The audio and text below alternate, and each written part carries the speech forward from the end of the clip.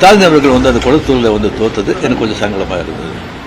அதுக்காக ஒரு நண்பனுங்கிற முறையில், நட்பு முறையில் அவர் போய் நான் பார்த்தேன்.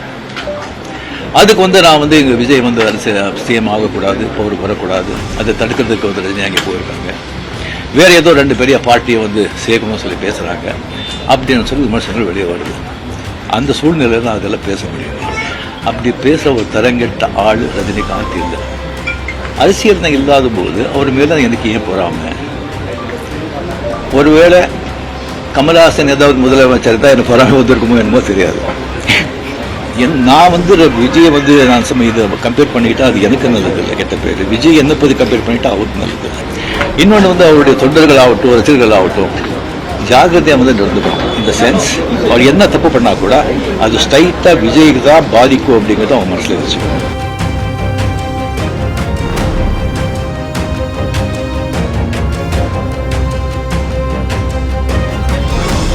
அனைவருக்கும் வணக்கம். தேர்தல் முடிவுகள் வந்த பிறகு என்னை பற்றி வந்து ஒரு 2-3 விமர்சனங்கள் வந்து சோசியல் மீடியாவில், அரசியல் உலகத்தில் பரவலாக வந்து பரவிக்கிட்டு இருக்கு. அதுக்கு வந்து நான் வந்து வெளியே கொடுக்கலன்னு சொன்னால் அதே வந்து உண்மை ஆகிடும் அப்படின்னு ஆகிடும். நான் வந்து நேற்று பெங்களூருக்கு போகும்போது நீங்கள்லாம் இங்கே வந்திருப்பீங்க, ஏர்போர்ட்டில் யாரும் வந்திருப்பீங்க. அங்கே வந்து நீங்கள் கேள்வி கேட்பீங்க, அது வெளியே கொடுத்துலான்னு இருந்து. அப்போ நீங்கள் யாரும் அங்கே இல்லை. அதுக்கு அப்படியே பெங்களூர்லேருந்து திரும்பி வரும்போது கூட அங்கே மீடியா யாருமே இல்லை.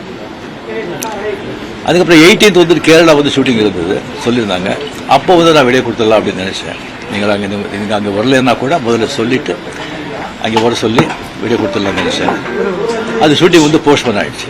ஸோ இங்கே ரொம்ப இன்னும் தள்ளக்கூடாது அப்படின்னு சொல்லி உங்களெல்லாம் நான் கூப்பிட்ருக்கேன். ஃபஸ்ட்டு வந்து தேர்தல் முடிவுகள் வந்த உடனே நான் வந்து ஸ்டாலின் சாரை போய் பார்த்தது. அது கொஞ்சம் விமர்சனங்கள் வந்தது. ஸ்டாலின் சார் அவர்களே என்னுடைய 38-40 ஆண்டு நண்பர். எங்களுடைய நட்பு கொள்கைகள் அரசியலுக்கு அப்பாற்பட்டது. ஜனநாயகத்தில் வந்து தோல்வி வெற்றி சகஜம். இருந்தாலும் ஸ்டாலின் அவர்கள் வந்து அந்த குளத்தூரில் வந்து தோத்தது எனக்கு கொஞ்சம் சங்கடமாக இருந்தது. அதுக்காக ஒரு நண்பனுங்கிற முறையில், நட்பு முறையில் அவர் போய் நான் பார்த்தேன்.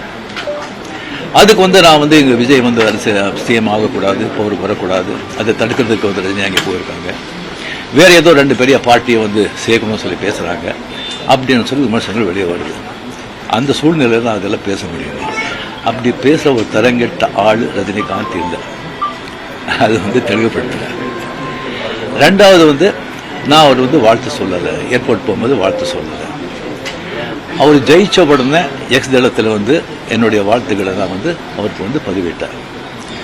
நான் 2016 அரசியல் வர்றேன்னு சொன்ன பிறகு நான் ஏர்போர்ட்டுக்கு போகும்போது யூஸ்வலாக அங்கே இருக்கிறவங்க அந்த போர்டிங் கார்டு வாங்கிட்டு இருப்பாங்க. அவங்களுக்கு கேட்குறது தான் வழக்கம், மீடியா யாராவது இருப்பாங்களா அப்படின்னு. அதே இதில் வந்து மீடியா யாராவது இருப்பாங்களான்னு கேட்டேன். பெங்களூர் போகும்போது மீடியா யாரும் இல்லைன்னு சொன்னாங்க. சரியான்னு சொல்லி நான் போயிட்டு இருக்கும்போது திடீர்னு ஒருத்தர் ஒரு மீடியா ஆள் மாதிரி தெரியல எனக்கு. ஒரு சின்ன ஃபோன் வச்சுக்கிட்டு விஜய் ஒரு முதலமைச்சர் இருக்காரு அப்படின்னு சொன்னேன்.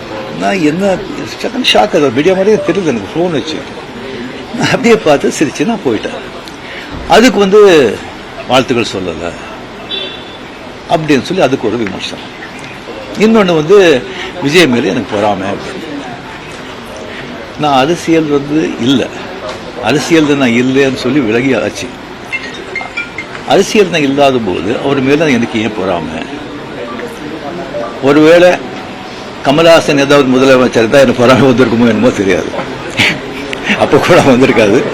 கிடைக்காம இருக்காது, கிடைக்காது.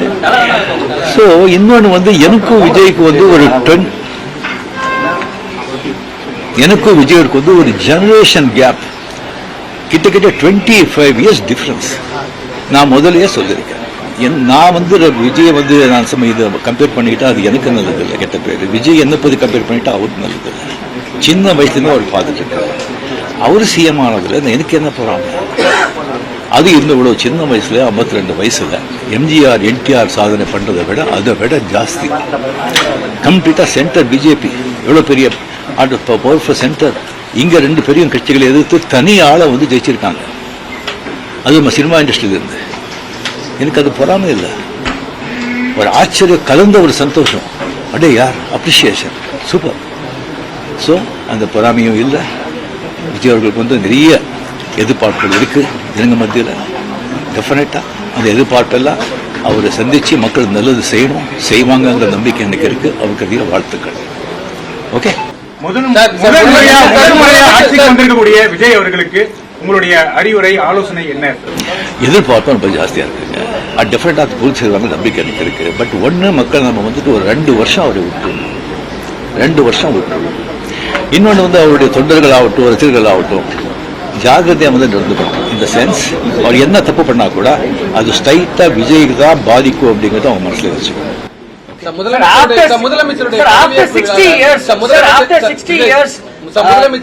நான்-திராவிடியன் பார்ட்டி வந்திருக்காங்க. ஒரு திராவிட கட்சி இல்லாத ஒரு கட்சி வந்து தமிழகத்தை ஆளுறாங்க. இது என்ன மாதிரியான இம்பாக்ட் கிரியேட் பண்ணணும்? சரிங்க, ஒரு 60 ஆண்டுகள் பார்த்துட்டாங்க. ஒரு மாற்றம் தேவை. அந்த மாற்றத்துக்கு கரெக்டாக வந்து விஜயம் வந்தாங்க. அது வரும்போது கம்ப்ளீட்டாக சினிமா புகழ் 100% சினிமா புகழ் வந்து அவ்வளோ வந்து ஒரு கை கொடுத்துருக்கு. இளைஞர்கள், லேடிஸு அண்ட் சோஷியல் மீடியா அது நல்ல ஒரு வாழ்க்கை.